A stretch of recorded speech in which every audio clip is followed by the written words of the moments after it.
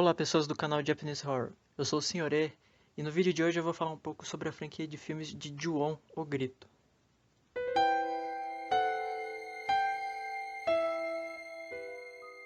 Já faz um tempo que eu tô tentando trazer esse assunto pro canal, né? E eu sempre fiquei em dúvida como eu ia trazer ele, então eu decidi trazê-lo de uma forma mais resumida. Eu vou falar um pouco sobre a cronologia dos filmes, falar como a franquia foi concebida, falar algumas curiosidades e as coisas novas que estão por vir. Tudo começa no final dos anos 90, com o até então estudante de cinema Takashi Shimizu. Shimizu teve seu talento reconhecido pelo já então consagrado diretor de horror japonês, o Kiyoshi Kurosawa, e ele foi convidado pelo Kurosawa a participar de um projeto que ele estava envolvido, que era o Gaku no Kaidan-ji, que seria um programa da televisão que uniria vários curtas-metragens feitos por diretores diferentes, retratando histórias assustadoras nas escolas japonesas. Nesse programa, o Shimizu produziu dois curtas-metragens, o Katasumi e o 444. Katasumi, que numa tradução mais literal seria Em um Canto, mostra o que viria a ser o fantasma de Kayako, e no 444, que a gente sabe que 4 é um número considerado de azar e ligado à morte, né, no Japão, ele apresenta o que viria a ser o fantasma de Toshio.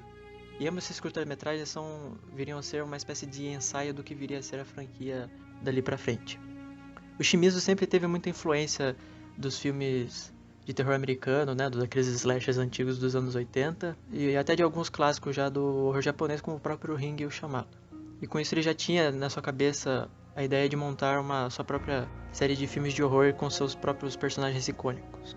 Com seus dois curta-metragens, o Shimizu chamou a atenção de um produtor, o Takaichi, que já era conhecido por ter produzido outros grandes filmes de terror japoneses. E juntos eles fizeram os primeiros filmes de Ju-On, que viriam a sair no ano de 2000. Mas antes de falar um pouco dos filmes, vamos falar um pouco sobre a palavra. O Ju-On, o Ju, viria da palavra Noroi, né, que significa maldição. E o On significa rancor. Ou seja, a tradução mais literal de Ju-On seria a maldição do rancor. Os dois primeiros filmes saíram no ano de 2000. Ambos os filmes foram filmados em apenas uma semana. Afinal, Ju-On the Curse, ele praticamente é como se fosse um filme só que foi dividido em dois. Esses dois primeiros filmes já foram estabelecidos os personagens que viriam a seguir a franquia para frente, que seriam o Saeki, né, a família Saeki, e até a locação, né, a famosa casa que se encontra no distrito de Nerima, em Tóquio.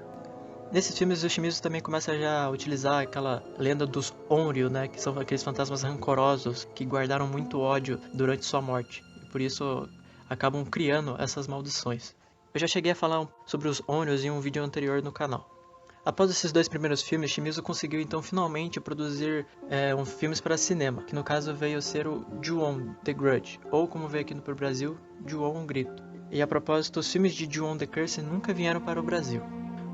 O filme Ju-On o Grito, ele não é exatamente um remake, nem um reboot, né? Ele não chega a recontar a história dos primeiros filmes, não. Ele literalmente dá sequências a ele de uma forma mais subjetiva, né? O que já havia sido feito antes, né? Como por exemplo em Ju-On the Curse, ele dá uma história, né, um background para os personagens que apareciam já nos curta-metragens lá do Gaku no Kaidan-ji.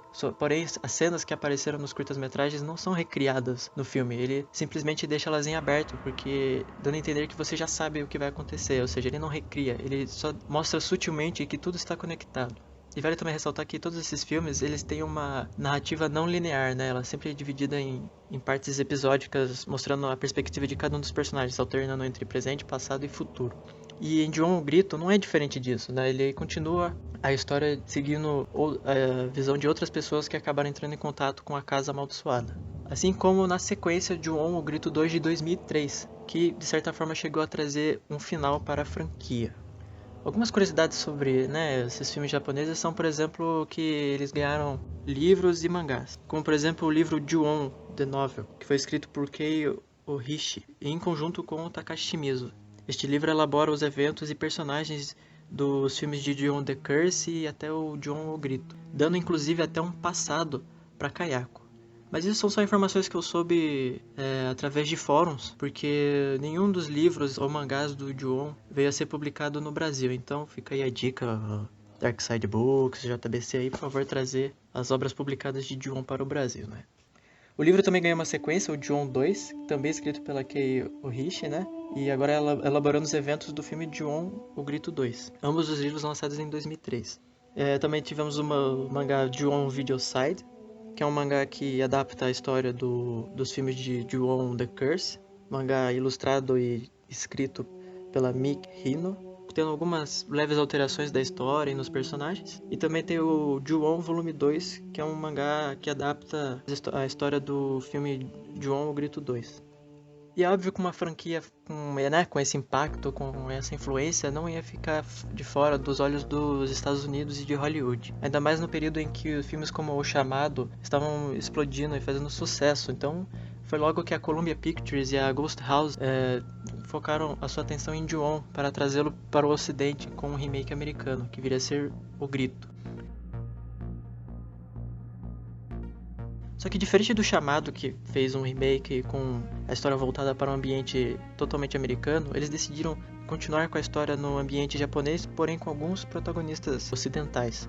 E outro diferencial foi que eles trouxeram o próprio Takashi Shimizu para dirigir esses filmes. E vale ressaltar que os filmes americanos não têm conexão com a franquia japonesa, eles são realmente um remake, né?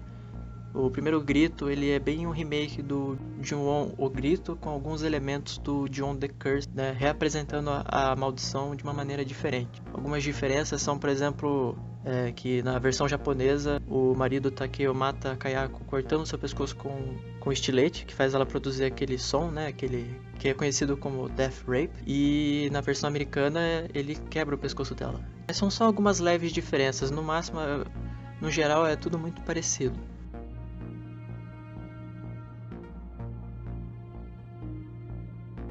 O Grito 2, no caso, né, de 2006, ele já é um pouco diferente. Ele já não faz nenhum remake exatamente de nenhuma das histórias que o Shimizu havia contado antes, mas ele continua reciclando algumas ideias e alguns elementos dos seus filmes.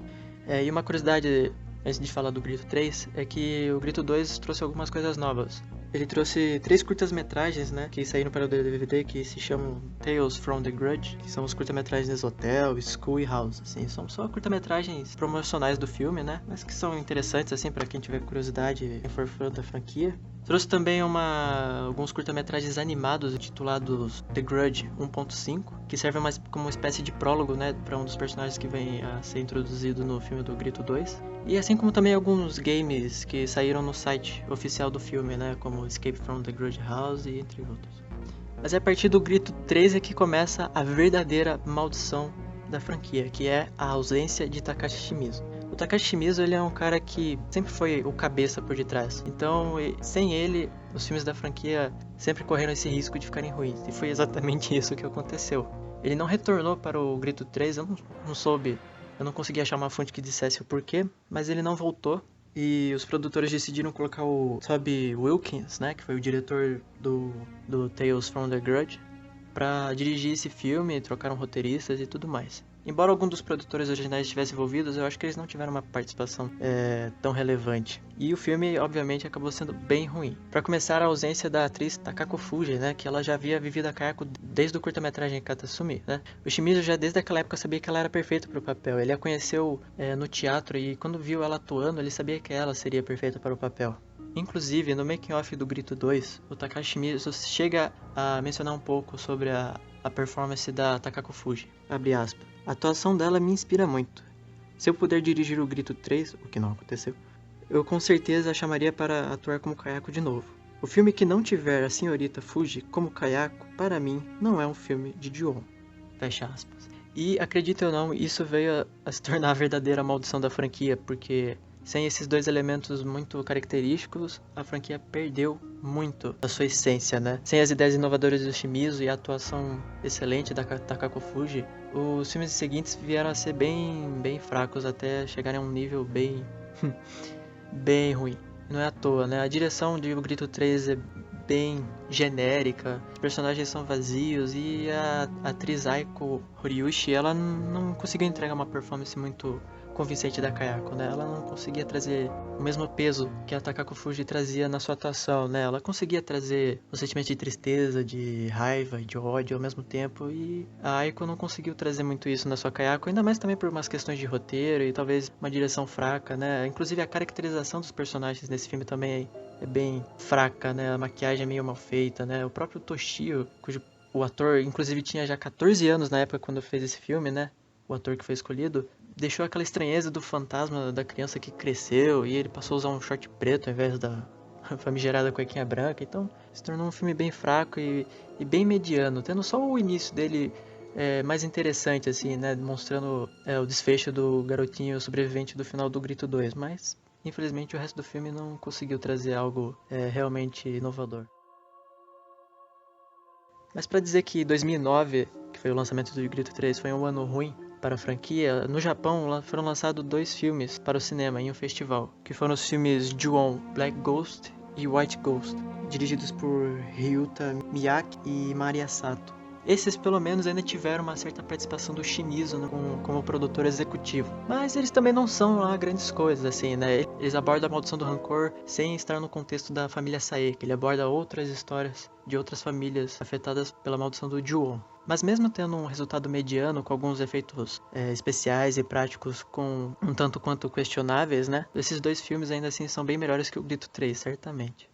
E um detalhe sobre Ju-On, Black Ghost e White Ghost é que, mesmo eles tratando uma história paralela à do Saeki, nós ainda assim temos a participação do Toshio e do seu gatinho Ma. E também o uso da trilha sonora original, o que deixa meio que subentendido que esse filme, mesmo não focando na história original, ele pode se passar no mesmo universo, na mesma timeline, o que não seria impossível dado ao histórico de continuações sutis que a franquia já teve.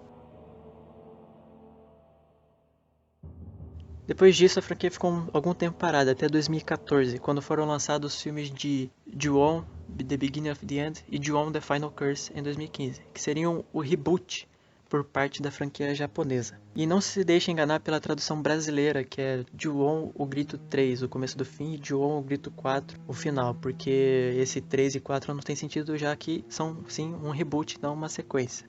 Ju-On, The Beginning of the End e o Ju-On Final Curse, eles são bem fracos. Esse sim não tem participação nenhuma do Takashi Shimizu. Mesmo com a participação do produtor Takaichi, né, que veio a produzir todos os filmes até então, né, ainda assim os filmes deixaram muito a desejar. Ambos dirigidos pela Masayuki Yoshiai, eles ainda assim demonstram ser bem fracos, com uma direção mais ou menos, uma reciclagem exaustiva de ideias já feitas antes em outros filmes da franquia. E um ponto muito questionável é a similaridade muito gritante aos filmes americanos, né? Os 2 primeiros filmes americanos. Tendo o primeiro filme, Beginning of the End, sendo muito parecido com o filme O Grito, de 2004, e o The Final Curse muito parecido com o Grito 2. Por mais que eles tenham tentado inovar, dando um pouco mais de foco no personagem do Toshio, como sendo o causador da maldição em si, e foram só um leve respiro a mais para a franquia naquele tempo. Uma das poucas coisas boas que eu consigo tirar desses 2 filmes é a atriz Misaki Saisho, que interpretou a Kayako. E pra mim ela é a minha segunda atriz favorita a interpretar a personagem, porque ela conseguiu trazer um certo peso e a sua caracterização era bem melhor. Embora eu ainda prefira a Takako Fuji, a Misaki é a minha segunda Kayako favorita. Porém é a única coisa boa que eu consegui tirar desses reboots.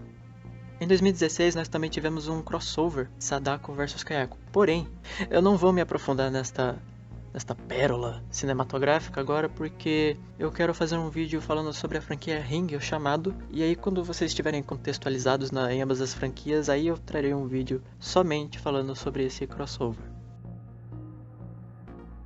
Agora falando um pouco sobre o novo filme que vai sair agora no início de 2020, é interessante avaliar que quando ele foi anunciado, né, já desde 2014 que a Columbia Pictures e o Sam Raimi se pronunciavam sobre fazer um novo filme do O Grito, começaram a sempre surgir algumas ideias, e a ideia que foi vendida, né, quando eles começaram a produção, foi que o filme seria totalmente voltado no meio americano, né.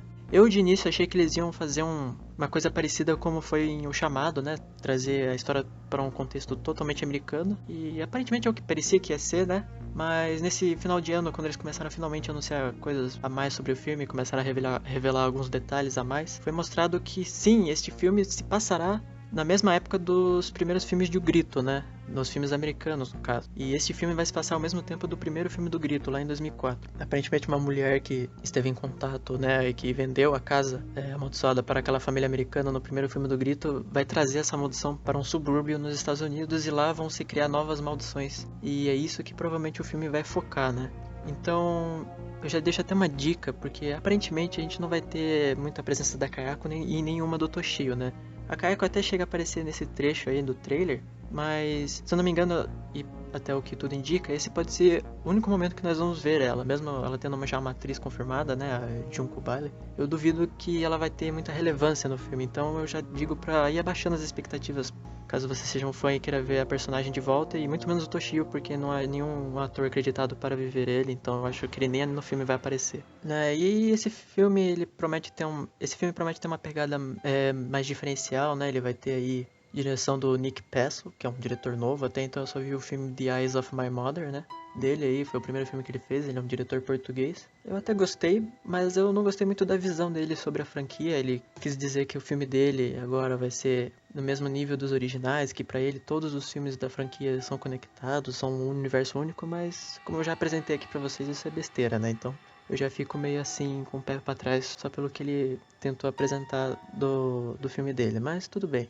Outra coisa diferencial é que parece que esse filme vai ser pra maiores de 18, né? Ele vai ser mais violento, mais sangrento, vai ter coisas mais explícitas, então ele vai trazer esse diferencial que antes na franquia eram coisas mais subjetivas, mais subliminares, mais... né? Não era um foco mesmo, então eles vão trazer essa versão mais twisted da história.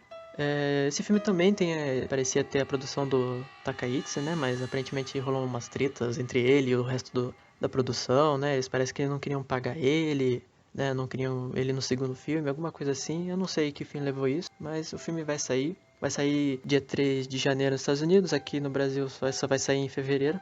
Mas eu fico curioso em saber como que vai ser isso daí e eu tenho certeza que eu vou ver isso no cinema.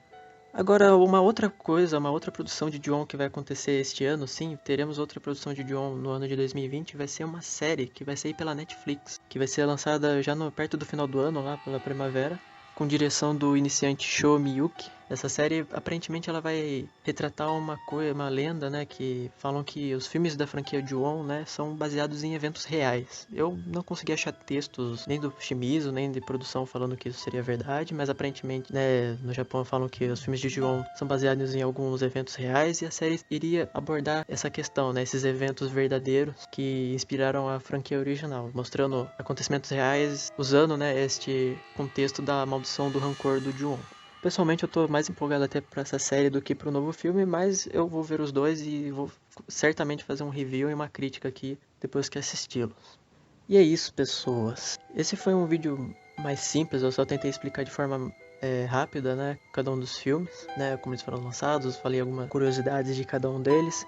Se vocês quiserem eu posso até vir a trazer vídeos falando sobre a história de cada um dos filmes certinho, cronologicamente, né. Certamente eu também trarei um vídeo falando sobre a franquia Ring, o chamado, então não se preocupe. E então é isso, não se esqueçam de comentar aí embaixo, acesse o canal, né, vejam outros vídeos que eu já postei aí, eu postei vídeos sobre lendas, né, sobre alguns yokai.